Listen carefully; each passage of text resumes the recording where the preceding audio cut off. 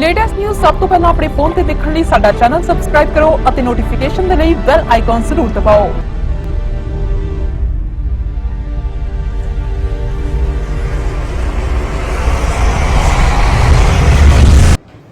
सब नूं मेरे वालों सत श्री अकाल, प्यार भरी सत श्री अकाल सब नूं। अज के दिन साडे सिखां दे पहले गुरु श्री गुरु नानक देव जी का ज्योति जोत दिवस है, जिन्हां ने साडी कौम सिरजी, जिन्हां ने सानू एक दिशा दिती। अज सारियां दा अपना दा फर्ज बनता है उस महान गुरु नूं याद करिए और उहदे अगे जिहड़े उन्होंने सानू राह दिते है उस ते चलण दी असीं कोशिश करिए। मैं पिछली बार कहा सीगा कि हर बार जिहड़े सवाल आउंदे आ एक टाइम एक दिन इहो जिहा रखांगे जिस दिन आपां ये लेखा जोखा करांगे कि जिहड़े पिछले बार सारे सवाल आए सी वो उन्हां दे काम कित्थे तक पहुंचे हैगे आ। सो अज शाम तक जिहड़ी वो सारी इनफॉर्मेशन हैगी है उसनूं इकट्ठे करन जा रहे हैगे हैं ताकि तुहानूं दस सकीए कि तुसीं आह काम आखे सी और उसनूं करन दी हर कोशिश की गई हैगी है। सितंबर का महीना है, आपां सितंबर दे हुण दूजे हफ्ते दे अंत वाले पासे चल रहे हैं। जिहड़ी महामारी का जोर हैगा इस बीमारी कोविड का सिखरां दे उत्ते है पंजाब विच। मैं कुछ गल्लां दसनियां चाहुंदा हैगा। कल पंजाब के मुख मंत्री कैप्टन अमरिंदर सिंह जी ने जो पंजाब के लोगों नाल लाइव होके संबोधन किया सी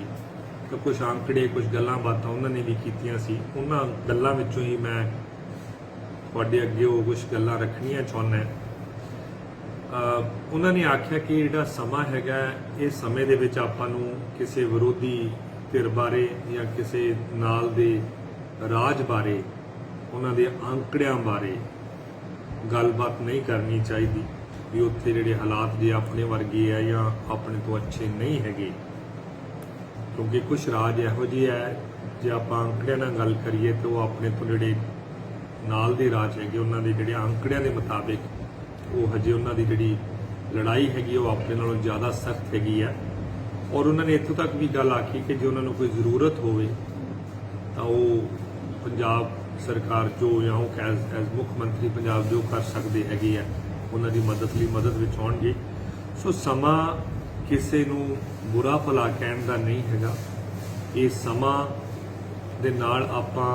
किस तरीके नाल आपदे आप नूं बचा करना है,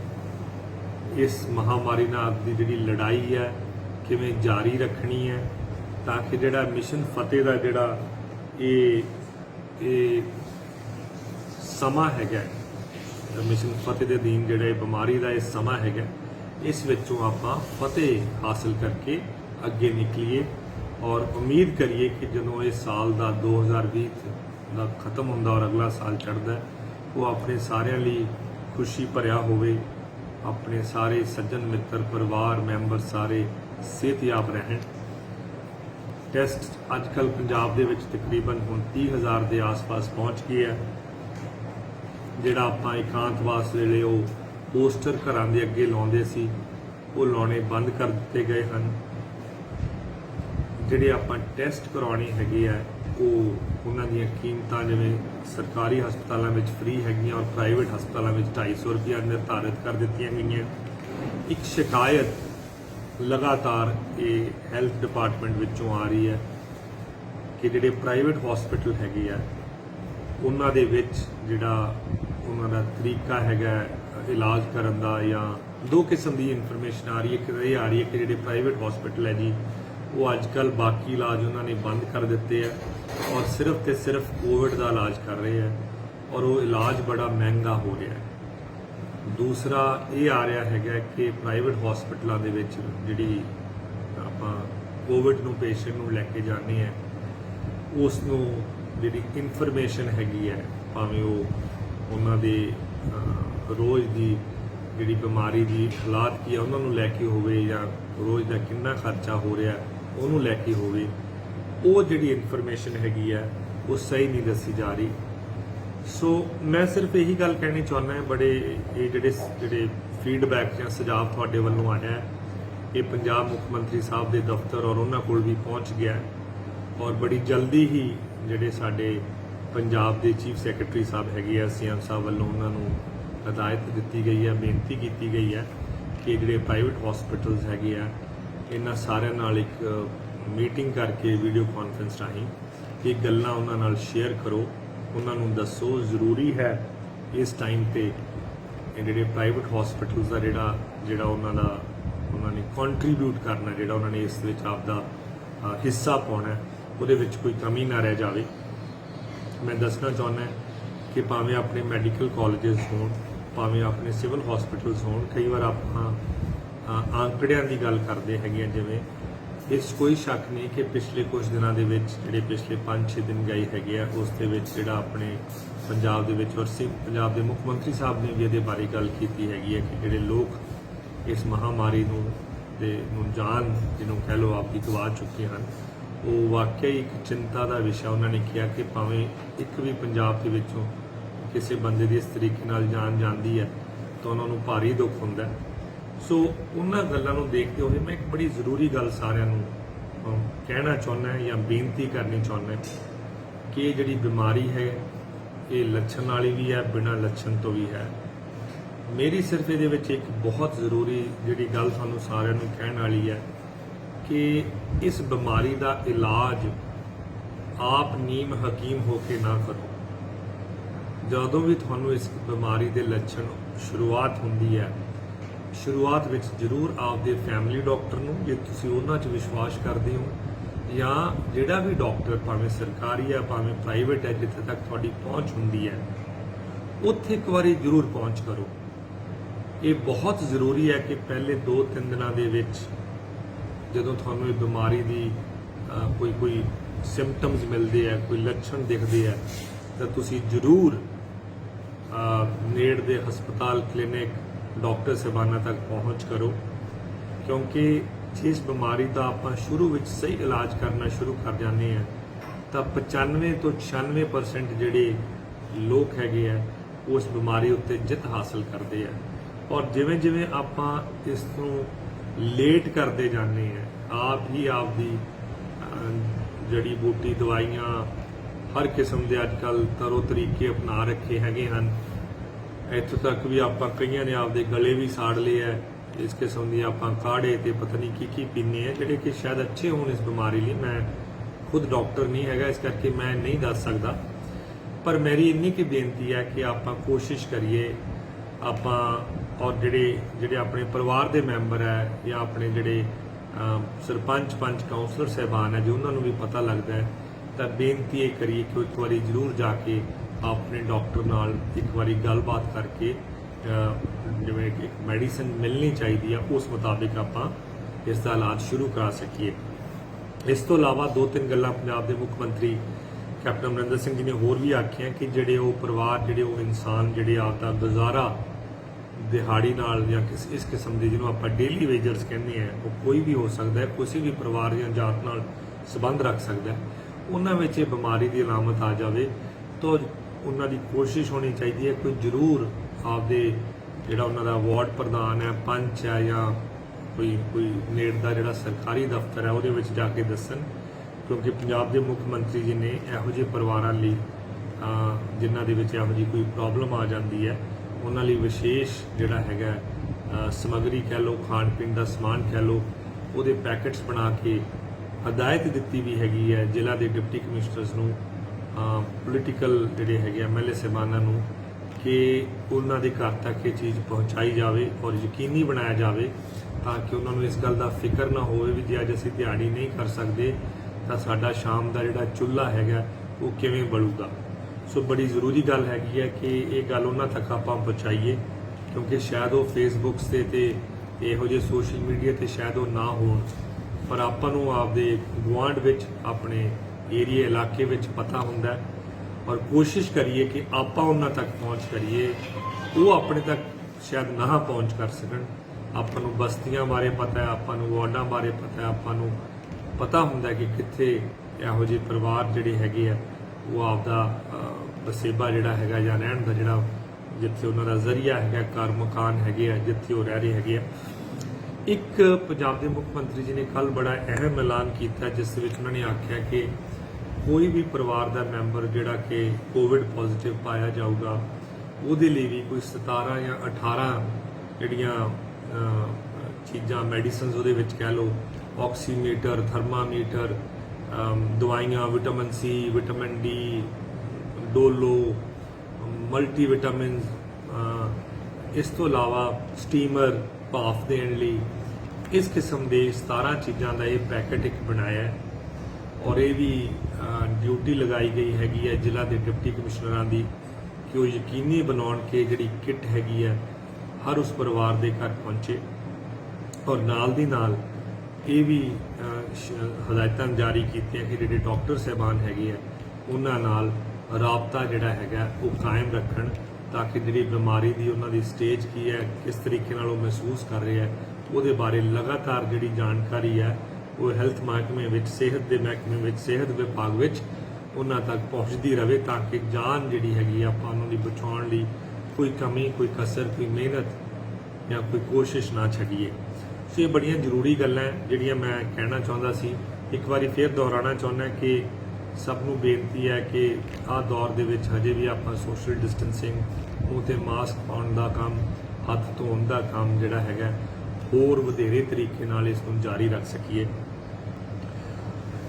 ਹੁਣ ਗੱਲ ਕਰਦੇ ਹਾਂ, ਕੱਲ ਜਿਹੜੇ ਸਾਡੇ ਤਾਖੇ ਦੇ MLA ਸਾਹਿਬ ਹੈਗੇ ਆ ਉਹਨਾਂ ਨੇ ਇੱਕ ਪ੍ਰੈਸ ਕਾਨਫਰੰਸ ਕੀਤੀ। ਪ੍ਰੈਸ ਕਾਨਫਰੰਸ ਦੇ ਵਿੱਚ ਉਹਨਾਂ ਨੇ ਕੁਝ ਗੱਲਾਂ, ਕੁਝ ਦਾਖੇ ਹਲਕੇ ਨੂੰ ਲੈ ਕੇ ਕੁਝ ਰਿਪੋਰਟਾਂ ਜਾਰੀ ਕੀਤੀਆਂ। ਖੈਰ ਉਹ ਤੱਥ ਉਧਾਰ ਜਿਹੜੇ ਵੀ ਹੈਗੇ ਆ ਉਹ ਉਹਨਾਂ ਨੂੰ ਜ਼ਿਆਦਾ ਪਤਾ ਹੋਊਗਾ, ਪਰ ਖੁਸ਼ੀ ਹੋਈ ਚਲੋ ਕਮ ਸੇ ਕਮ ਰੂਬਰੂ ਹੋਏ, ਲੋਕਾਂ ਨਾਲ ਪ੍ਰੈਸ ਕਾਨਫਰੰਸ ਦੇ ਜ਼ਰੀਏ ਪਹੁੰਚ ਕੀਤੀ ਦਾਖੇ ਦੇ ਹਲਕੇ ਨਾਲ ਜੁੜਨ ਦੀ। ਪਿਛਲੇ 7-8 ਮਹੀਨਿਆਂ ਦੇ ਵਿੱਚ ਜ਼ਰੂਰੀ ਸੀਗਾ, ਸਾਡਾ ਸਾਰਿਆਂ ਦਾ ਫਰਜ਼ ਬਣਦਾ ਸੀ ਕਿ ਅਸੀਂ ਇਸ ਘੜੀ ਦੇ ਵਿੱਚ ਅਸੀਂ ਜਿਹਨੂੰ ਆਪ ਦਾ ਪਰਿਵਾਰ ਕਹਿੰਦੇ ਆ, ਜਿਸ ਦੇ ਸਿਰ ਤੇ ਜਿਹੜੇ ਕਰਕੇ ਕਈਆਂ ਦੇ ਸਿਰਾਂ ਤੇ ਤਾਜ ਰੱਖੇ ਗਏ ਹੈਗੇ ਆ। ਮੈਨੂੰ ਵੀ ਇੱਥੋਂ ਮੌਕਾ ਮਿਲਿਆ ਸਤੰਬਰ ਵਿੱਚ ਇਸ ਪਰਿਵਾਰ ਨਾਲ ਜੁੜਨ ਦਾ, ਹਿੱਸਾ ਬਣਨ ਦਾ, ਔਰ ਕੋਸ਼ਿਸ਼ ਉਦੋਂ ਤੋਂ ਲੈ ਕੇ ਹੁਣ ਤੱਕ ਇਹੀ ਰਹੀ ਹੈ ਕਿ ਇਸ ਪਰਿਵਾਰ ਵਿੱਚ ਰਹਿ ਕੇ ਸੇਵਾ ਕਰ ਸਕਾਂ। ਪਿਛਲੇ 6-7 ਮਹੀਨੇ ਵਿੱਚ ਕੋਸ਼ਿਸ਼ ਰਹੀ ਹੈ ਕਿ ਹਰ ਪਿੰਡ ਜਾ ਕੇ, ਹਰ ਪਰਿਵਾਰ ਤੱਕ ਪਹੁੰਚ ਕਰਕੇ ਜੋ ਜ਼ਰੂਰਤ ਹੈਗੀ ਹੈ ਕਿਸੇ ਕਿਸਮ ਦੀ ਜਿਹੜੀ ਮੈਂ ਪੂਰੀ ਕਰ ਸਕਦਾ ਹੈਗਾ ਉਹ ਮੈਂ ਕਰਾਂ। ਆંકੜੇ ਜਾਰੀ ਕਰਨੇ ਚੰਗੀ ਗੱਲ ਹੁੰਦੀ ਹੈ, ਸੱਚਾਈਆਂ ਤੋਂ ਦੂਰ ਹੋਣਾ ਚੰਗੀ ਗੱਲ ਨਹੀਂ ਹੁੰਦੀ। ਜਦੋਂ ਕਿਤੇ ਵੀ ਆਪਾਂ ਲੇਖਾ ਜੋਖਾ ਕਰਦੇ ਹਾਂ, ਭਾਵੇਂ ਕੋਈ ਸਰਕਾਰ ਹੋਵੇ ਤੇ ਭਾਵੇਂ ਕੋਈ ਇਨਸਾਨ ਹੋਵੇ, ਸਾਹਿਬ ਜੀ ਲੇਖੇ ਜੋਖੇ ਤਾਂ ਪੂਰੀ ਉਮਰਾਂ ਦੇ ਹੁੰਦੇ, ਲੇਖੇ ਜੋਖੇ ਤਾਂ ਪੂਰੀ ਸਰਕਾਰਾਂ ਦੇ ਹੁੰਦੇ, ਤੇ ਲੇਖੇ ਜੋਖਿਆਂ ਵਿੱਚ ਬਹੁਤ ਕੁਝ ਆਉਣਾ ਚਾਹੀਦਾ। ਲੇਖੇ ਜੋਖਿਆਂ ਵਿੱਚ ਉਹਨਾਂ ਗੱਲਾਂ ਦਾ ਵੀ ਜ਼ਿਕਰ ਕਰਨਾ ਚਾਹੀਦਾ ਜਿਨ੍ਹਾਂ ਗੱਲਾਂ ਨੂੰ ਤੁਸੀਂ ਅੱਜ ਤੱਕ ਆਪਣੇ ਇਲੈਕਸ਼ਨ ਦਾ, ਆਪਣੀ ਸਿਆਸਤ ਦਾ ਮਕਸਦ ਬਣਾਉਂਦੇ ਹੋ। ਆਪਦੀ ਹਰ ਸਿਆਸੀ ਭਾਸ਼ਣਾਂ ਵਿੱਚ ਉਹਨਾਂ ਦਾ ਜ਼ਿਕਰ ਕਰਕੇ ਆਪਦੀ ਪਿੱਠ ਥਪੜਾਉਂਦੇ ਹੋ, ਆਪਦੀ ਛਾਤੀ ਤੇ ਹੱਥ ਰੱਖ ਕੇ ਆਪਦੀ ਛਾਤੀ ਫੁਲਾਉਂਦੇ ਹੋ ਕਿ ਜੀ ਅਸੀਂ ਛੱਪੜਾਂ ਲਈ ਆਹ ਕੀਤਾ, ਪਿੰਡਾਂ ਵਿੱਚ ਛੱਪੜਾਂ ਦੀ ਉਸਾਰੀ ਲਈ ਅਸੀਂ ਪਾਰਕ ਤੇ ਸਟੇਡੀਅਮਸ ਇੰਨੇ ਬਣਾਏ, ਅਸੀਂ ਉਹ ਕੀਤਾ। ਜੇ ਉਹਨਾਂ ਦਾ ਵੀ ਲੇਖਾ ਜੋਖਾ ਕਰਾਂਗੇ ਤਾਂ ਆਪਾਂ ਉਸ ਲੇਖੇ ਜੋਖਿਆਂ ਵਿੱਚ ਬਹੁਤ ਕੁਝ ਇਹ ਦੇਖਾਂਗੇ ਕਿ ਉਹ ਲੇਖੇ ਜੋਖਿਆਂ ਵਿੱਚ ਡਾਕਟਰ ਮਨਮੋਹਨ ਸਿੰਘ ਜਿਹੜੇ ਉਦੋਂ ਦੇ ਸਾਡੇ ਭਾਰਤ ਦੇ ਪ੍ਰਧਾਨ ਮੰਤਰੀ ਸੀ, ਉਹਨਾਂ ਦਾ ਯੋਗਦਾਨ ਸੀ ਕਿ ਜਿਹੜੇ ਆਪਦੇ ਪਿੱਠਾਂ ਤੇ ਆਪਦੀਆਂ ਛਾਤੀਆਂ ਹੁਣ ਥਪਥਪਾਉਂਦੇ ਫਿਰਦੇ ਆ, ਉਹਨਾਂ ਦਾ ਯੋਗਦਾਨ ਹੈ। ਖੈਰ ਮੈਂ ਇਹਨਾਂ ਗੱਲਾਂ ਵਿੱਚ ਪੈਣਾ ਨਹੀਂ ਚਾਹੁੰਦਾ ਕਿਉਂਕਿ ਇਹ ਗੱਲਾਂ ਦਾ ਇੱਕ ਆਮ ਲੋਕਾਂ ਨੂੰ ਔਰ ਦਾਖੇ ਦੇ ਹਲਕੇ ਦੇ ਵਾਸੀਆਂ ਨੂੰ ਜ਼ਰੂਰੀ ਅੱਜ ਕੀ ਹੈ, ਜ਼ਰੂਰੀ ਅੱਜ ਹੀ ਹੈ ਕਿ ਪਿੰਡੋਂ ਪਿੰਡ, ਗਲੀਓ ਗਲੀ, ਸ਼ਹਿਰੋ ਸ਼ਹਿਰ, ਵਾਰਡੋ ਵਾਰਡ, ਬਸਤੀ ਦਰ ਬਸਤੀ ਕੋਸ਼ਿਸ਼ ਕਰੀਏ ਸਾਰੀਆਂ ਉਹ ਚੀਜ਼ਾਂ ਪਹੁੰਚਾਉਣ ਦੀਆਂ ਜਿਹੜੀਆਂ ਪਿਛਲੇ 10, 12, 13 ਸਾਲਾਂ ਵਿੱਚ ਜਿਹੜੀ ਇੱਥੇ ਸਿਆਸਤ ਹੋਈ ਉਦੋਂ ਉਹ ਚੀਜ਼ਾਂ ਤੋਂ ਜਿਹੜੇ ਵਾਂਝੇ ਰਹਿ ਗਏ ਉਹ ਚੀਜ਼ਾਂ ਉਹਨਾਂ ਤੱਕ ਪਹੁੰਚਾਈਆਂ ਜਾਣ। ਭਾਵੇਂ ਮੁੱਲਾਪੁਰ ਦਾਖੇ ਦੇ ਸੀਵਰੇਜ ਸਿਸਟਮ ਦੀ ਗੱਲ ਹੋਵੇ, ਔਰ ਚੰਗੇ ਚੰਗੇ ਪਿੰਡਾਂ ਵਿੱਚ ਜਿਨ੍ਹਾਂ ਵਿੱਚ ਬਹੁਤ ਖੂਬਸੂਰਤ ਸਟੇਡੀਅਮਸ ਬਾਰੇ ਅਸੀਂ ਜ਼ਿਕਰ ਕਰਦੇ ਹਾਂ। ਮੈਂ ਉਸ ਪਿੰਡਾਂ ਦਾ ਨਾਂ ਇਸ ਕਰਕੇ ਨਹੀਂ ਲੈਣਾ ਚਾਹੁੰਦਾ ਕਿ ਕਿਸੇ ਵੀ ਪਿੰਡ ਨੂੰ ਇਸ ਤਰੀਕੇ ਨਾਲ ਆਇਡੈਂਟੀਫਾਈ ਕਰਨਾ ਮੈਂ ਸੋਚਣਾ ਵੀ ਗਲਤੀ ਹੋਊਗੀ, ਪਰ ਇਹ ਉਹ ਉੱਥੋਂ ਦੇ ਜਿਹੜੇ ਵਸਨੀਕ ਹੈ, ਪਿੰਡਾਂ ਦੇ ਜਿਹੜੇ ਵਾਸੀ, ਉਹਨਾਂ ਨੂੰ ਸਾਰਿਆਂ ਨੂੰ ਪਤਾ ਹੈ ਕਿ ਪਿੰਡਾਂ ਦੀ ਜਿਹੜੀ ਡਿਵੈਲਪਮੈਂਟ ਬੇਸਿਕ ਗਲੀਆਂ ਤੱਕ ਅੱਜ ਵੀ ਉਸ ਪਿੰਡਾਂ ਦੇ ਵਿੱਚ ਜਿੱਥੇ 2-2 ਹਜ਼ਾਰ ਵੋਟਰ ਰਹਿ ਰਹੇ ਹੈ, ਗਲੀਆਂ ਕੱਚੀਆਂ ਸਨ ਜਿਹੜੀਆਂ ਪਿਛਲੇ 3 ਸਾਲ ਵਿੱਚ ਬਣਨੀਆਂ ਸ਼ੁਰੂ ਹੋਈਆਂ, ਅਜੇ ਵੀ ਬਣ ਰਹੀਆਂ ਹਨ। ਔਰ ਮੈਂ ਦਾਅਵਾ ਜਾਂ ਯਕੀਨ ਨਹੀਂ ਕਹੂੰਗਾ, ਪਰ ਮੇਰੀ ਕੋਸ਼ਿਸ਼ ਰਹੂਗੀ ਕਿ 2022 ਦੀ ਇਲੈਕਸ਼ਨ ਤੋਂ ਪਹਿਲਾਂ ਇਹ ਸਾਰੇ ਲੇਖੇ ਜੋਖੇ ਹੋਣਗੇ, ਪਿੰਡੋ ਪਿੰਡ, 10 ਸਾਲਾਂ ਦੇ ਪੁਰਾਣੇ, 5 ਸਾਲਾਂ ਦੇ ਹੁਣ। ਔਰ ਉਹ ਲੇਖੇ ਜੋਖੇ ਜਿਹੜੇ ਹੈਗੇ ਉਹ ਪ੍ਰੈਸ ਕਾਨਫਰੰਸ ਰਾਹੀਂ ਜਾਂ ਰਾਸ਼ੀਆਂ ਦੀ ਇਨਫੋਰਮੇਸ਼ਨ ਦੇਣ ਨਾਲ ਨਹੀਂ ਹੋਣੇ। ਉਹ ਲੇਖੇ ਜੋਖੇ ਦਾਖੇ ਦੇ ਜਿਹੜੇ ਵਾਸੀ ਹੈ ਉਹ ਆਪਣੀ ਸੋਚ ਮੁਤਾਬਿਕ, ਆਪਣੀ ਜਿਹਨੂੰ ਕਹਿ ਲਓ ਜੋ ਉਹਨਾਂ ਨੇ ਦੇਖਿਆ ਹੋਊਗਾ ਉਸ ਮੁਤਾਬਿਕ ਕਰਨਗੇ। ਔਰ ਮੈਂ ਉਦੋਂ ਲੋਕਾਂ ਦੀ ਕਚਹਿਰੀ ਵਿੱਚ ਜਾ ਕੇ ਆਪਣੀ ਜਿਹੜੀ ਜੋ ਵੀ ਮੈਂ ਕੁਛ ਇਹਦੇ ਵਿੱਚ ਕੀਤਾ ਹੋਊਗਾ, ਕਿਉਂਕਿ ਮੈਂ ਮਹਿਸੂਸ ਕਰਦਾ ਕਿ ਕੋਈ ਵੀ ਇਨਸਾਨ ਕਿਤੇ ਵੀ ਹੋਵੇ ਉਸ ਨੂੰ ਆਪਣਾ ਕੰਮ ਕਰਨਾ ਚਾਹੀਦਾ, ਕਿਉਂਕਿ ਤੁਹਾਨੂੰ ਮੌਕਾ ਮਿਲਿਆ ਹੈਗਾ। ਆਪਣੀ ਗਿਣਤੀ ਆਪ ਨਹੀਂ ਕਰਨੀ ਚਾਹੀਦੀ ਤੇ ਬਿਨਾਂ ਕਿਸੇ ਗੱਲ ਤੋਂ ਚਮਚੇ ਜੇ ਬਣ ਕੇ ਕਿਸੇ ਹੋਰ ਦੀ ਪਿੱਠ ਵੀ ਨਹੀਂ ਥਪਾਉਣੀ ਚਾਹੀਦੀ ਤੇ ਵਧਾਈਆਂ ਨਹੀਂ ਦੇਣੀਆਂ ਚਾਹੀਦੀਆਂ, ਕਿਉਂਕਿ ਲੋਕ ਸਭ ਸਮਝਦੇ ਆ। ਲੇਖੇ ਜੋਖਿਆਂ ਵਿੱਚ ਪਿਛਲੇ 10 ਸਾਲਾਂ ਦੇ ਵਿੱਚ ਜਿਹੜੇ ਪਿਛਲੀ ਸਰਕਾਰ ਰਹੀ ਸੀ ਉਹਨਾਂ ਦੇ ਜਿਹੜੇ 10 ਸਾਲ ਸੀ ਉਹਨਾਂ ਵਿੱਚ ਕਿਹੜੀ ਚੀਜ਼ਾਂ ਦੀ ਭਰਮਾਰ ਰਹੀ, ਉਹਨਾਂ ਦੇ ਵੀ ਲੇਖੇ ਜੋਖੇ ਹੈਗੇ ਆ। ਭਾਵੇਂ ਉਹਦੇ ਵਿੱਚ ਜੋ ਸਾਡੇ ਸ੍ਰੀ ਗੁਰੂ ਗ੍ਰੰਥ ਸਾਹਿਬ ਜੀ ਦਾ ਜਿਹੜਾ ਬੇਅਦਬੀ ਦਾ ਮਸਲਾ ਸੀ, ਭਾਵੇਂ ਉਹ ਹੋਵੇ, ਹੋਰ ਬਹੁਤ ਗੱਲਾਂ। ਮੈਂ ਜਿਵੇਂ ਕਹਿੰਦਾ ਕਿ ਕਿਸੇ ਦੇ ਬਾਰੇ ਕਿਸੇ ਕਿਸਮ ਦਾ ਇਹੋ ਜਿਹੇ ਸ਼ਬਦਾਵਲੀ ਜਾਂ ਇਹੋ ਜਿਹੀ ਗੱਲਾਂ ਕਰਨੀਆਂ, ਮੈਂ ਆਪਦੇ ਆਪ ਨੂੰ ਕੋਸ਼ਿਸ਼ ਕਰਦਾ ਰਹਿਣਾ ਕਿ ਇਹਨਾਂ ਗੱਲਾਂ ਤੋਂ ਗੁਰੇਜ਼ ਕਰਾਂ, ਇਹਨਾਂ ਗੱਲਾਂ ਨੂੰ ਨਾ ਕਵਾਂ। ਸੋ ਫਿਰ ਇਸੇ ਪਾਸੇ ਆਉਂਦਾ ਹੋਇਆ ਮੈਂ ਇਹ ਜ਼ਰੂਰ ਦੱਸਣਾ ਚਾਹੁੰਦਾ ਕਿ ਭਾਵੇਂ 50 ਕਰੋੜ ਹੋਵੇ ਜਿਹੜਾ ਉਹਨਾਂ ਨੇ ਰਾਸ਼ੀਆਂ ਜਾਰੀ ਕੀਤੀਆਂ, ਤੇ ਭਾਵੇਂ ਮੈਂ ਕਹਾਂ ਕਿ 200 ਕਰੋੜ ਦੇ ਆਸ-ਪਾਸ ਦਾਖੇ ਹਲਕੇ ਵਿੱਚ ਆ ਗਿਆ, ਉਸ ਦੇ ਵਿੱਚ ਪੰਜਾਬ ਦਾ ਆਪ ਦਾ ਯੋਗਦਾਨ ਹੈ, ਕੇਂਦਰ ਸਰਕਾਰ ਦਾ ਯੋਗਦਾਨ ਨਹੀਂ ਹੈਗਾ। ਜੇ ਹੈਗਾ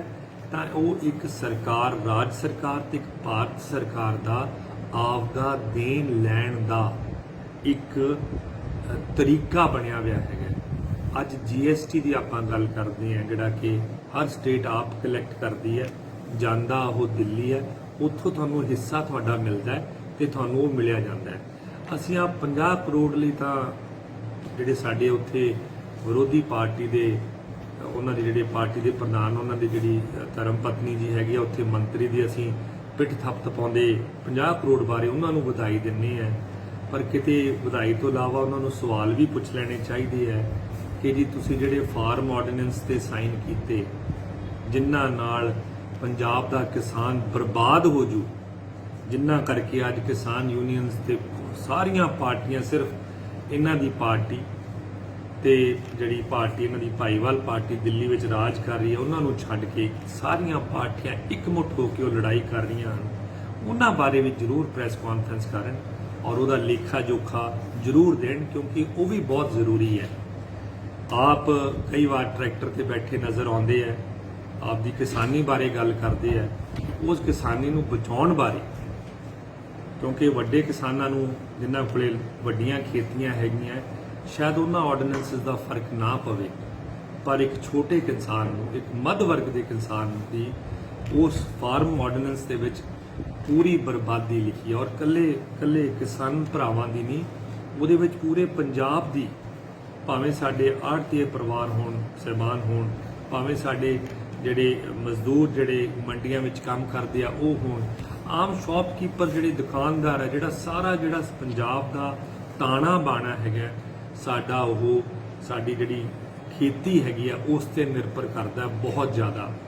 ਸੋ ਉਹਨਾਂ ਤੇ ਵੀ ਪ੍ਰੈਸ ਕਾਨਫਰੰਸ ਕਰੋ, ਉਹਨਾਂ ਤੇ ਵੀ ਲੇਖਾ ਜੋਖਾ ਦਿਓ, ਜ਼ਰੂਰੀ ਹੈਗਾ ਤੁਹਾਡੇ ਲਈ, ਬਤੌਰ ਤੁਸੀਂ ਲੋਕਾਂ ਦੀ ਨੁਮਾਇੰਦਗੀ ਕਰਦੇ ਹੋ, MLA ਹੋ।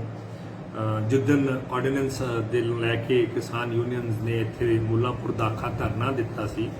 ਉਦੋਂ ਦੀ ਜਿਹੜੀਆਂ ਗੱਲਾਂ ਬਾਤਾਂ ਤੁਸੀਂ ਉਹਨਾਂ ਨੂੰ ਕੀਤੀਆਂ ਸੀ, ਉਹਨਾਂ ਨੂੰ ਜ਼ਰੂਰ ਜਾਰੀ ਕਰੋ ਔਰ ਉਹ ਜ਼ਰੂਰ ਕੋਸ਼ਿਸ਼ ਕਰੋ ਕਿ ਤੁਸੀਂ ਆਪਦੀ ਬੀਬਾ ਜੀ ਤੱਕ ਪਹੁੰਚਾ ਸਕੋ ਤਾਂ ਕਿ ਉਹ ਆਰਡੀਨੈਂਸ ਤੇ 17 ਤਰੀਕ ਨੂੰ ਪਾਰਲੀਮੈਂਟ ਵਿੱਚ ਡਿਸਕਸ਼ਨ ਸ਼ੁਰੂ ਹੋ ਜਾਣੀ ਹੈ। ਜ਼ਰੂਰ ਉਹਨਾਂ ਤੇ ਵੀ ਟਿੱਪਣੀ ਕਰੋ ਔਰ ਟਿੱਪਣੀ ਤੋਂ ਇਲਾਵਾ ਇਕੱਲੇ ਅਖਬਾਰਾਂ ਦੇ ਉਹਨਾਂ ਨੂੰ ਉਹ ਨਾ ਬਣਾਓ, ਸੂਤਰ ਬਣਾ ਕੇ ਨਾ ਆਪਦਾ ਦਿਖਾਓ, ਉਹਨਾਂ ਤੇ ਕੁਝ ਅਮਲ ਵੀ ਕਰਨ ਦੀ ਕੋਸ਼ਿਸ਼ ਕਰੋ। ਇਹ ਜ਼ਰੂਰੀ ਹੈਗਾ ਕਿਉਂਕਿ ਜਦੋਂ ਆਪਾਂ ਕੋਈ ਵੀ ਕੰਮ ਕਰਨਾ ਹੈਗਾ ਹੈ ਜਾਂ ਕੋਈ ਵੀ ਕੰਮ ਵਿੱਚ ਆਪਾਂ ਕਮੀ ਦਿਖਾਉਣੀ ਹੈਗੀ ਆ ਤਾਂ ਜ਼ਰੂਰੀ ਹੁੰਦਾ ਕਿ ਆਪਦੇ ਕੀ ਕਹਿੰਦੇ ਹੁੰਦੇ ਆ ਪੀੜ੍ਹੀ ਥੱਲੇ ਵੀ ਜ਼ਰੂਰ ਸੋਟਾ ਮਾਰੋ ਤਾਂ ਕਿ ਪਤਾ ਲੱਗ ਸਕੇ ਵੀ ਆਪਾਂ ਵੀ ਕੀ ਕਰਨਾ ਹੈਗਾ ਜਿਨ੍ਹਾਂ ਚੀਜ਼ਾਂ ਤੋਂ ਆਪਾਂ ਦੂਰ ਬੈਠੇ ਹੈਗੇ ਆ। ਸੋ ਤੁਹਾਡਾ ਧੰਨਵਾਦ ਹੋਊਗਾ ਜੇ ਤੁਸੀਂ ਉਹਨਾਂ ਗੱਲਾਂ ਬਾਰੇ ਵੀ ਜ਼ਿਕਰ ਕਰੋ। ਜ਼ਿਕਰ ਕਰੀਏ ਦਾਖੇ ਦੀ ਵਿਕਾਸ ਦਾ, ਜਿਵੇਂ ਮੈਂ ਆਖਿਆ ਕੁਲਗਹਿਣੇ ਤੋਂ ਲੈ ਕੇ ਮਿੰਨੀ ਛਪਾਰ ਤੱਕ ਜੋ ਵੀ ਸਾਡਾ ਹਲਕਾ ਹੈਗਾ ਜਾਂ ਕਹਿ ਲਓ ਬੱਦੋਵਾਲ ਤੋਂ ਸ਼ੁਰੂ ਹੋ ਕੇ ਜਗਰਾਵਾਂ ਤੱਕ ਜਿਹੜਾ ਸਾਡਾ ਹਲਕਾ ਪਹੁੰਚ ਜਾਂਦਾ ਹੈਗਾ, ਇਹ ਸਾਰੇ ਹਲਕੇ ਵਿੱਚ ਸਰਬਪੱਖੀ ਜਿਹੜਾ ਵਿਕਾਸ ਹੈਗਾ ਇਹਦਾ ਸਹੀ ਲੇਖਾ ਜੋਖਾ ਆਪਾਂ ਜਨਵਰੀ ਜਾਂ ਫਰਵਰੀ 2022 ਵਿੱਚ ਕਰਾਂਗੇ। ਪਿੰਡੋਂ ਪਿੰਡ ਕਰਾਂਗੇ, ਪੂਰੀਆਂ ਫਿਗਰਸ ਨਾਲ ਕਰਾਂਗੇ, ਭਾਵੇਂ ਉਹ 10 ਸਾਲ ਜਿਹੜੀ ਸਰਕਾਰ ਰਹੀ ਜਾਂ ਉਸ ਤੋਂ ਵੀ 5 ਸਾਲ ਪਹਿਲਾਂ ਵਾਲਾ ਦਾ ਸਮਾਂ ਹੋਵੇ ਜਦੋਂ ਜ਼ਿਲ੍ਹਾ ਪ੍ਰੀਸ਼ਦ ਦੀਆਂ ਚੇਅਰਮੈਨੀਆਂ ਜਾਂ ਇਸ ਕਿਸਮ ਦੇ ਅਹੁਦਿਆਂ ਤੇ ਆਪਾਂ ਰਹੇ ਹਾਂ, ਉਹ ਸਮਾਂ ਹੋਵੇ। ਸੋ ਇਹ ਲੇਖੇ ਜੋਖੇ ਕਰਾਂਗੇ ਵੀ ਔਰ ਬਾਕੀ ਲੋਕਾਂ ਨੇ ਲੇਖੇ ਜੋਖੇ ਮੈਂ ਸੋਚਦਾ ਜ਼ਿਆਦਾ ਅੱਛੇ ਤਰੀਕੇ ਨਾਲ ਕਰ ਲੈਣੇ ਆ। ਦਾਖੇ ਹਲਕੇ ਵਿੱਚ ਭਾਵੇਂ ਮੰਡੀ ਬੋਰਡ ਹੋਵੇ, ਸ਼ਾਇਦ ਮੇਰੇ ਖਿਆਲ 'ਚ ਉਹ ਵੀ ਮੈਨੂੰ ਲੱਗਦਾ ਹੈ ਭਾਰਤ ਸਰਕਾਰ ਤੋਂ ਹੀ ਪੈਸਾ ਆਇਆ ਹੋਣਾ, ਉਹਦੀ ਵੀ ਤੁਸੀਂ ਧੰਨਵਾਦ ਕਰਨਾ ਜ਼ਰੂਰੀ ਸਮਝ ਲੈਣਾ ਵੀ ਜਿਹੜੀਆਂ ਇੰਨੀਆਂ ਸੜਕਾਂ ਰੀਕਾਰਪੇਟਿੰਗ ਹੋਈ ਹੈ ਜਾਂ ਜਿਹੜੀਆਂ ਚੌੜੀਆਂ ਹੋਈਆਂ ਸੜਕਾਂ ਉਹ ਵੀ ਕਿਸ ਦਾ ਸਿਹਰਾ ਬੰਨਣਾ ਹੈਗਾ। PWD ਨੇ ਜਿਹੜਾ ਕੰਮ ਕੀਤਾ ਹੈਗਾ ਉਹਦੇ ਬਾਰੇ ਵੀ, ਸਿਹਤ ਵਿਭਾਗ ਵਿੱਚ ਜਿਸ ਕਿਸਮ ਦੇ ਕੰਮ ਹੋ ਰਹੇ ਹਨ ਉਹਦੇ ਬਾਰੇ ਵੀ, ਔਰ ਜਿਹੜੇ ਆਪਾਂ ਨਰੇਗਾ ਜਾਂ ਆਪਾਂ ਪਿੰਡਾਂ ਦੇ ਵਿਕਾਸ ਦੀ ਗੱਲ ਕਰਦੇ ਹਾਂ, ਪੰਜਾਬ ਨੇ ਭਾਰਤ ਸਰਕਾਰ ਲਈ ਜਾਂ ਤੁਹਾਡੀ ਪਾਰਟੀ ਲਈ ਕੁਝ ਨਹੀਂ ਕੀਤਾ। ਸੋ ਕੀ ਪੰਜਾਬ ਦਾ ਹੱਕ ਜਿਹੜਾ ਇੰਨਾ ਜਿਹੜਾ ਪੂਰੇ ਭਾਰਤ ਨੂੰ ਰੋਟੀ ਖਵਾ ਰਿਹਾ ਹੈਗਾ ਉਸ ਦਾ ਹੀ ਹੱਕ ਹੈ, ਇਹ ਕੋਈ ਕਿਸੇ ਤੇ ਅਹਿਸਾਨ ਨਹੀਂ ਹੈਗਾ। ਪਰ ਜੇ ਤੁਸੀਂ ਇਸ ਕਿਸਮ ਦੇ ਲੇਖੇ ਜੋਖੇ ਕਰਨੇ ਆ ਫਿਰ ਲੇਖੇ ਜੋਖੇ ਸਾਰੇ ਕਰਾਂਗੇ। ਤੁਹਾਡੀ ਮਿਹਰਬਾਨੀ, ਤੁਸੀਂ ਲੋਕਾਂ ਤੱਕ ਇਸ ਕਿਸਮ ਦੀ ਇਨਫੋਰਮੇਸ਼ਨ ਪਹੁੰਚਾਈ।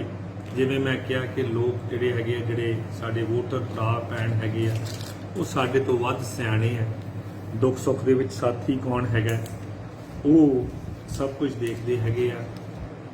ਮੈਨੂੰ ਇਸ ਹਲਕੇ ਵਿੱਚ ਆਉਣ ਦਾ ਮੌਕਾ ਮਿਲਿਆ ਸਤੰਬਰ ਮਹੀਨੇ ਪਿਛਲੇ ਤੋਂ, ਸੋ ਮੇਰਾ 1 ਸਾਲ ਪੂਰਾ ਹੋਣ ਵਾਲਾ ਹੈ। ਇੱਕ ਬੜਾ ਵੱਡਾ ਮਸਲਾ ਸੀ ਜਿਹੜਾ ਕਿ 30-40 ਸਾਲ ਤੋਂ ਇਸ ਇਲਾਕੇ ਦੇ ਲੋਕਾਂ ਦੀ ਮੇਰੇ ਹਿਸਾਬ ਦੇ ਨਾਲ ਇੱਕ ਸਹੀ ਮੰਗ ਸੀ, ਮੰਗ ਕਹਿਣਾ ਬੜਾ ਗੱਲ ਹੈ, ਉਹਨਾਂ ਦਾ ਹੱਕ ਸੀ। ਉਹ ਕੀ ਸੀਗਾ ਕਿ ਜਿਹੜੀ ਪੱਖੋਵਾਲ ਤੋਂ ਰਾਏਕੋਟ ਸੜਕ ਜਾਂਦੀ ਹੈ ਉਹਦਾ ਨਾਂ ਸ਼ਹੀਦ ਕਰਤਾਰ ਸਿੰਘ ਸਰਾਭਾ ਮਾਰਗ ਰੱਖਿਆ ਜਾਵੇ। ਉਸ ਦੀ ਭੂਮਿਕਾ ਬਾਰੇ ਵੀ ਲੇਖੇ ਜੋਖੇ ਹੋਣਗੇ। ਸਾਡੇ ਪਿੰਡ ਜਿਹੜਾ ਰੁੜਕਾ ਹੈਗਾ, ਜਿਹੜਾ ਸਾਡੇ ਫਲਾਈਂਗ ਅਫਸਰ ਸੀਗੇ ਪਰਮਵੀਰ ਚੱਕਰ, ਸਿਰਫ ਤੇ ਸਿਰਫ ਇੱਕੋ ਇੱਕ ਪਰਮਵੀਰ ਚੱਕਰ ਹੋਲਡਰ ਫਲਾਈਂਗ ਅਫਸਰ ਨਿਰਮਲਜੀਤ ਸਿੰਘ ਸੇਖੋਂ ਜੀ ਦਾ, ਉਹਨਾਂ ਦਾ ਪਿੰਡ ਦਾ ਨਾਂ ਸੀ, ਉਹਦਾ ਵੀ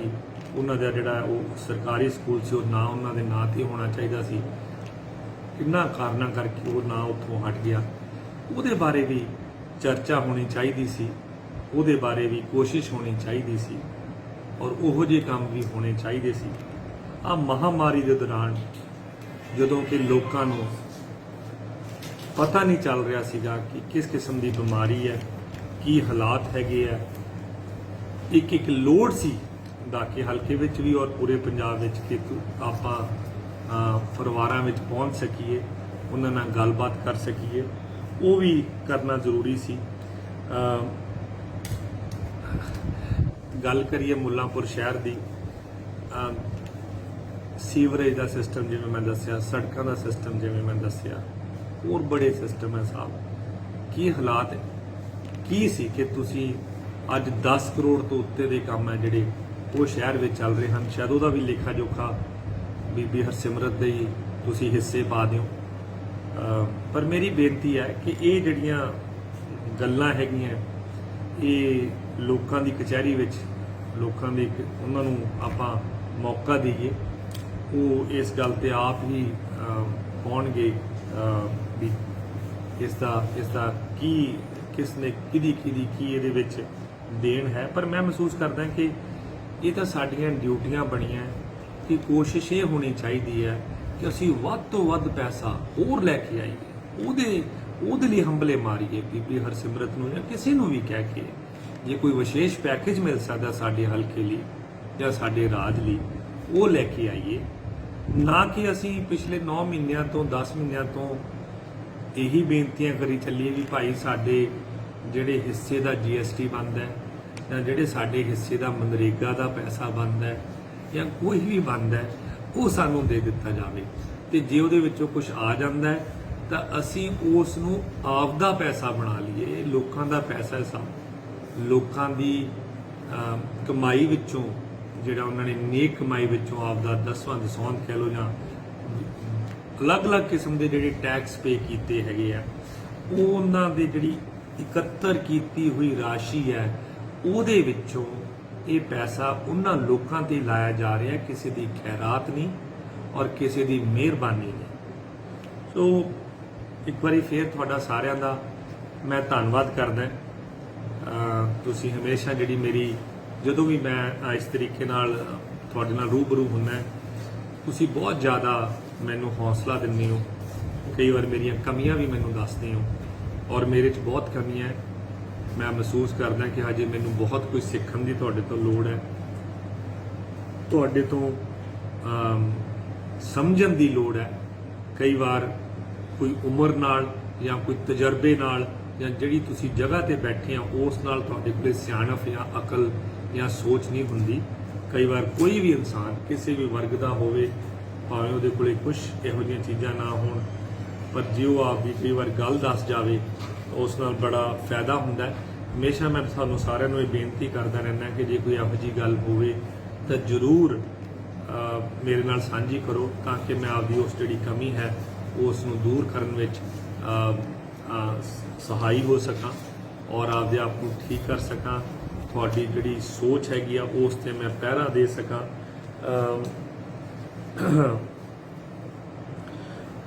ਗੱਲਾਂ ਪਰਸਨਲ ਹੈ, ਮੈਂ ਚਲੋ ਮੈਨੂੰ ਕਿਸੇ ਨੇ ਹੁਣੀ ਹੈ ਜਦੋਂ ਮੈਂ ਲਾਈਵ ਹੋਇਆ ਬੈਠਾ, ਕਿਸੇ ਨੇ ਸਿੱਧਵਾਂ ਬੇਟ ਤੋਂ ਜਿਹੜੀ ਲੁਧਿਆਣੇ ਨੂੰ ਸੜਕ ਜਾਂਦੀ ਹੈਗੀ ਜਿਸ ਤੇ ਸਾਡੇ ਮਾਨਯੋਗ MLA ਸਾਹਿਬ ਦਾ ਫਾਰਮ ਵੀ ਹੈਗਾ, ਉਹ ਵੀ ਸ਼ਾਇਦ ਬੀਬੀ ਹਰਸਿਮਰਤ ਦੇ ਫੰਡ ਵਿੱਚੋਂ ਹੀ ਬਣੀ ਹੈਗੀ ਹੈ। ਸੋ ਐਵੇਂ ਮੈਂ ਚੁਟਕੀਆਂ ਜਾਂ ਇਹੋ ਜਿਹਾ ਕੁਝ ਨਹੀਂ ਲੈਣਾ ਚਾਹੁੰਦਾ, ਕਿਉਂਕਿ ਉਹ ਗੱਲ ਫਿਰ ਹੋਰ ਪਾਸੇ ਚਲੀ ਜਾਂਦੀ ਹੈ। ਜਿਵੇਂ ਮੈਂ ਕਿਹਾ ਕਿ ਕੋਸ਼ਿਸ਼ ਹੈ ਔਰ ਕੋਸ਼ਿਸ਼ ਜਿਹੜੀ ਹੈਗੀ ਆ ਉਹ ਵਿਕਾਸ ਦੀ ਹੈਗੀ ਹੈ। ਜਿਹੜੀ ਕੋਸ਼ਿਸ਼ ਹੈਗੀ ਆ ਲੋਕਾਂ ਦੀ ਸੇਵਾ ਦੀ ਹੈਗੀ ਹੈ। ਕੋਸ਼ਿਸ਼ ਜਿਹੜੀ ਹੈਗੀ ਆ ਉਹਦੇ ਵਿੱਚ ਆਪਦੀ ਪਿੱਠ ਜਿਹੜੀ ਹੈਗੀ ਆ ਥੱਪ ਪਾਉਣ ਦੀ ਨਹੀਂ ਹੈਗੀ ਹੈ। ਪਹਿਲੀ ਗੱਲ ਹੈ ਕਿ ਜਿਹੜਾ ਮਾਹੌਲ ਹੈ, ਇਹੋ ਜਿਹਾ ਮਾਹੌਲ ਅੱਜ ਤੋਂ 100 ਸਾਲ ਪਹਿਲਾਂ ਆਇਆ ਸੀ। ਇੱਕ ਮਹਾਮਾਰੀ 1920 ਵਿੱਚ ਆਈ ਸੀ ਜਿਹੜੀ 2-3 ਸਾਲ ਚੱਲੀ। ਇਸ ਮਹਾਮਾਰੀ ਦੇ ਦੌਰਾਨ ਵੀ ਇੰਨਾ ਕੁਝ ਹੋ ਰਿਹਾ ਹੈ, ਨਾਲ ਨਾਲ ਲੜਾਈ ਚੱਲ ਰਹੀ ਹੈ। ਇਹ ਕਿਉਂ ਹੋ ਰਿਹਾ? ਕਿਉਂਕਿ ਤੁਸੀਂ ਸਾਰਿਆਂ ਨੇ ਸਹਿਯੋਗ ਦਿੱਤਾ। ਸਮੇਂ-ਸਮੇਂ ਤੋਂ ਜੋ ਵੀ ਪੰਜਾਬ ਦੇ ਮੁੱਖ ਮੰਤਰੀ ਕੈਪਟਨ ਅਮਰਿੰਦਰ ਸਿੰਘ ਜੀ ਨੇ ਤੁਹਾਨੂੰ ਬੇਨਤੀਆਂ ਕੀਤੀਆਂ, ਤੁਸੀਂ ਉਹ ਬੇਨਤੀਆਂ ਖਿੜੇ ਮੱਥੇ ਪ੍ਰਵਾਨ ਕੀਤੀਆਂ। ਜਦੋਂ ਕਿਤੇ ਮੈਂ ਤੁਹਾਡੀ ਕਚਹਿਰੀ ਵਿੱਚ ਹਾਜ਼ਰ ਹੋਇਆ, ਮੈਂ ਕੋਈ ਬੇਨਤੀ ਕੀਤੀ ਹੈ, ਤੁਸੀਂ ਸਿਰਫ ਪ੍ਰਵਾਨ ਨਹੀਂ ਕੀਤੀ, ਸਮਾਂ ਮੈਨੂੰ ਇਹ ਹਿੰਮਤ ਦਿੱਤੀ ਹੈ ਕਿ ਤੁਸੀਂ ਮੇਰੇ ਨਾਲ ਮੋਢਾ ਲਾ ਕੇ ਉਹ ਜਿਹੜੀ ਬੇਨਤੀ ਕੋਈ ਜਾਂ ਹੁਕਮ ਉੱਤੋਂ ਆਇਆ ਸੀ ਉਹਨੂੰ ਪੂਰਾ ਕਰਨ ਵਿੱਚ ਕੋਸ਼ਿਸ਼ ਹੈ ਕਿ ਆਪਾਂ ਇੱਕ ਪਰਿਵਾਰ ਹੈ। ਇੱਕ ਪਰਿਵਾਰ ਦੇ ਵਿੱਚ ਜੇ ਆਪਾਂ ਇਕਮੁੱਠ ਹੈਗੇ ਹਾਂ ਤਾਂ ਹੀ ਆਪਾਂ ਤਰੱਕੀ ਕਰ ਸਕਦੇ ਹਾਂ, ਤਾਂ ਹੀ ਆਪਾਂ ਇੱਕ ਸਮਾਜਿਕ ਰਿਸ਼ਤਾ ਵੀ ਨਾਲ ਬਣਾ ਕੇ ਰੱਖ ਸਕਦੇ ਹਾਂ। ਮੈਂ ਗਰਵ ਨਾਲ, ਮੈਂ ਜਿਹਨੂੰ ਕਹਿ ਲਓ ਇਹ ਗੱਲ ਦਾ ਮੈਂ ਜ਼ਰੂਰ ਛਾਤੀ ਠੋਕ ਕੇ ਤੇ ਆਪਦੀ ਪਿੱਠ ਥਪਥਪਾ ਕੇ ਕਹਿ ਸਕਦਾ ਕਿ ਜਿਸ ਤਰੀਕੇ ਨਾਲ ਤੁਸੀਂ ਮੈਨੂੰ ਆਪਦੇ ਪਰਿਵਾਰ ਦਾ ਹਿੱਸਾ ਬਣਾਇਆ, ਜਿਸ ਤਰੀਕੇ ਨਾਲ ਦਾਖੇ ਦੇ ਹਲਕੇ ਦੇ ਲੋਕਾਂ ਨੇ ਮੈਨੂੰ ਅਪਣਾ ਕੇ ਆਪਦਾ ਬਣਾ ਲਿਆ, ਉਸ ਗੱਲ ਦੀ ਮੈਂ ਜ਼ਰੂਰ ਆਪਦੀ ਪਿੱਠ ਵੀ ਥਪਥਪਾਊਂਗਾ, ਆਪਦੀ ਛਾਤੀ ਤੇ ਵੀ ਹੱਥ ਰੱਖ ਕੇ ਕਹੂੰਗਾ ਔਰ ਤੁਹਾਡਾ ਰਿਣੀ ਹੈ, ਤੁਹਾਡਾ ਰਿਣੀ ਰਹੂੰਗਾ। ਤੁਹਾਡੇ ਤੋਂ ਸਿੱਖ ਰਿਹਾ, ਤੁਹਾਡੇ ਤੋਂ ਹੋਰ ਸਿੱਖੂੰਗਾ, ਤੁਹਾਡੇ ਨਾਲ ਰਲ ਕੇ ਕੰਮ ਕਰ ਰਿਹਾ ਔਰ ਆਪਾਂ ਇਕੱਠੇ ਹੋ ਕੇ ਹੋਰ ਕੰਮ ਕਰਾਂਗੇ। ਇਹੀ ਸੋਚ ਹੈ, ਇਹੀ ਆਸ ਹੈ। ਔਰ ਇਸੇ ਸੋਚ ਆਸ ਵਿੱਚ ਮੈਂ ਜਿਵੇਂ ਪਿਛਲੀ ਵਾਰ ਵੀ ਬੇਨਤੀ ਕੀਤੀ ਸੀ ਕਿ ਜਿਹੜੇ ਸਾਡੇ NRI ਭਰਾ ਪਰਿਵਾਰ ਹੈਗੇ ਆ, ਜਿਹੜੇ ਸਾਡੇ ਦਾਖੀ ਹਲਕੇ ਦੇ ਨਾਲ ਸੰਬੰਧਿਤ ਹੈ, ਪਿਛਲੇ ਜਦੋਂ ਮੈਂ 7 ਦਿਨ ਪਹਿਲਾਂ ਇਹ ਬੇਨਤੀ ਕੀਤੀ ਸੀ, ਮੈਂ ਖੁਸ਼ੀ ਨਾਲ ਇਹ ਦੱਸਣਾ ਚਾਹੁੰਦਾ ਕਿ ਤਕਰੀਬਨ 50 ਤੋਂ ਜ਼ਿਆਦਾ NRI ਜਿਹੜੇ ਪਰਿਵਾਰ ਸੀ, ਜਿਹੜੇ ਅਲੱਗ-ਅਲੱਗ ਪਿੰਡਾਂ ਤੋਂ ਸੀ, ਉਹਨਾਂ ਨਾਲ ਮੇਰੇ ਨਾਲ ਰਾਬਤਾ ਕਾਇਮ ਕੀਤਾ, ਭਰੋਸਾ ਦਿੱਤਾ, ਵਾਅਦਾ ਕੀਤਾ ਕਿ ਸਾਡੀ ਹੁਣ ਇਸ ਮਹਾਮਾਰੀ ਦੇ ਦੌਰਾਨ ਉਹਨਾਂ ਦੇ ਵੀ, ਕਿਉਂਕਿ ਉੱਥੇ ਵੀ ਹਰ ਇਹ ਪੂਰੇ ਇਹ ਇਕੱਲੀ ਪੰਜਾਬ ਦੀ ਜਾਂ ਦਾਖੇ ਦੀ ਲੜਾਈ ਨਹੀਂ, ਹਿੰਦੁਸਤਾਨ ਦੀ ਤੇ ਪੂਰੀ ਦੁਨੀਆ ਦੀ ਲੜਾਈ ਹੈ। ਸੋ ਜਿਹੜੇ ਸਾਡੇ ਭਰਾ ਉੱਥੇ ਬੈਠੇ, ਸਾਡੇ ਪਰਿਵਾਰ NRI ਉੱਥੇ ਬੈਠੇ ਹੈ, ਉਹਨਾਂ ਨੂੰ ਵੀ ਬਹੁਤ ਮੁਸ਼ਕਲਾਂ ਉੱਥੇ ਦਰਪੇਸ਼ ਆ ਰਹੀਆਂ ਹੈਗੀਆਂ, ਉਹਨਾਂ ਦੇ ਬਿਜ਼ਨੈਸਿਸ ਨੂੰ ਲੈ ਕੇ। ਸੋ ਸੱਚੇ ਪਾਤਸ਼ਾਹ ਅੱਗੇ ਉਹਨਾਂ ਲਈ ਵੀ ਅਰਦਾਸ ਕਰਦੇ ਆ ਕਿ ਸੱਚੇ ਪਾਤਸ਼ਾਹ ਉਹਨਾਂ ਨੂੰ ਉੱਥੇ ਵੀ ਉਹਨਾਂ ਦੇ ਪਰਿਵਾਰ ਨੂੰ ਸਿਹਤ ਬਖਸ਼ੀ, ਉਹਨਾਂ ਦਾ ਜਿਹੜਾ ਬਿਜ਼ਨਸ ਹੈਗਾ ਉਹ ਠੀਕ ਰੱਖੀ। ਔਰ ਨਾਲ ਇੱਕ ਬੇਨਤੀ ਵੀ ਕਰਦੇ ਆ ਕਿ ਜਿਸ ਤਰੀਕੇ ਨਾਲ ਤੁਸੀਂ ਆ ਪਿਛਲੇ 7-10 ਦਿਨਾਂ ਦੇ ਵਿੱਚ ਮੈਨੂੰ ਫੋਨ ਕਰਕੇ ਜਾਂ ਕਿਸੇ ਵੀ ਤਰੀਕੇ ਨਾਲ ਜੁੜ ਕੇ ਮੈਨੂੰ ਅਹਿਸਾਸ ਦਵਾਇਆ ਔਰ ਮੈਨੂੰ ਜਿਹਨੂੰ ਕਹਿ ਲਓ ਹਿੰਮਤ ਦਿੱਤੀ ਹੈ, ਇਹ ਕਹਿ ਕੇ ਕਿ ਅਸੀਂ ਤੁਹਾਡੇ ਨਾਲ ਆ ਔਰ ਆਪਾਂ ਇਹ ਜਿਹੜੀ ਲੜਾਈ ਹੈਗੀ ਹੈ, ਇਕੱਲੀ ਇਹ ਲੜਾਈ ਨਹੀਂ, ਹੋਰ ਵੀ ਜਿਹੜੀ ਦਾਖੇ ਦੇ ਵਿੱਚ ਪਿਛਲੀ ਸਰਕਾਰ ਵੇਲੇ ਬਹੁਤ ਗੱਲਾਂ, ਮੈਂ ਉਹਨਾਂ ਦਾ ਜ਼ਿਕਰ ਵੀ ਜਾਣ ਕੇ ਨਹੀਂ ਕਰਦਾ ਕਿਉਂਕਿ ਮੈਂ ਇਲੈਕਸ਼ਨ ਵੇਲੇ ਵੀ ਉਸ ਨੂੰ ਜ਼ਿਕਰ ਨਹੀਂ ਬਣਾਇਆ ਸੀ। ਉਹਨਾਂ ਚੀਜ਼ਾਂ ਤੋਂ ਵੀ ਹਜੇ ਪਿੱਛਾ ਛੁਡਾਉਣ ਲਈ ਹੋਰ ਮਿਹਨਤ ਦੀ ਜ਼ਰੂਰਤ ਹੈ ਔਰ ਉਹ ਪਿੱਛਾ ਛੁਡਾਉਣ ਲਈ ਲਗਾਤਾਰ ਜਿਹੜੀ ਕੋਸ਼ਿਸ਼ ਹੈ ਜਾਰੀ ਹੈ। ਉਹਦਾ ਵੀ ਲੇਖਾ ਜੋਖਾ ਅਖੀਰ ਦੇ ਵਿੱਚ ਜਦੋਂ 5 ਸਾਲ ਪੂਰੇ ਹੋਏ ਕਰਾਂਗੇ। ਇੱਕ ਵਾਰੀ ਫੇਰ ਤੁਹਾਡਾ ਸਾਰਿਆਂ ਦਾ ਮੈਂ ਤਹਿ ਦਿਲੋਂ ਧੰਨਵਾਦ ਕਰਦਾ, ਸ਼ੁਕਰੀਆ ਅਦਾ ਕਰਦਾ। ਤੁਸੀਂ ਮੈਨੂੰ ਹਮੇਸ਼ਾ ਪਿਆਰ ਦਿੰਦੇ ਹੋ, ਮੈਨੂੰ ਹੌਸਲਾ ਦਿੰਦੇ ਹੋ, ਜਿਵੇਂ ਮੈਂ ਪਹਿਲਾਂ ਕਹਿ ਹਟਿਆ ਹੈਗਾ। ਔਰ ਇਹ ਪਿਆਰ, ਇਹ ਹੌਸਲਾ ਜ਼ਰੂਰੀ ਹੈ ਮੇਰੇ ਲਈ, ਕਿਉਂਕਿ ਇੱਕ ਤਾਂ ਜਿਵੇਂ ਮਹਾਮਾਰੀ ਵਿੱਚ ਵਿਟਾਮਿਨਸ ਤੇ ਟੀਕੇ ਜਿਵੇਂ ਦੱਸ ਰਹੇ ਕਿੱਟਾਂ ਜ਼ਰੂਰੀ ਹੈਗੀਆਂ, ਉਹਨਾਂ ਤੱਕ ਪਹੁੰਚਾਉਣ ਲਈ ਆਹ ਜਿਹੜਾ ਤੁਹਾਡਾ ਹੌਸਲਾ, ਤੁਹਾਡਾ ਮੇਰੇ ਨਾਲ ਖੜਨਾ, ਇਹ ਮੇਰੇ ਲਈ ਵੀ ਬਹੁਤ ਜ਼ਰੂਰੀ ਹੈ। ਤੁਹਾਡਾ ਸਾਰਿਆਂ ਦਾ ਇੱਕ ਵਾਰੀ ਫੇਰ ਬਹੁਤ ਬਹੁਤ ਧੰਨਵਾਦ। ਅਗਲੇ ਹਫਤੇ ਫੇਰ ਮਿਲਾਂਗੇ।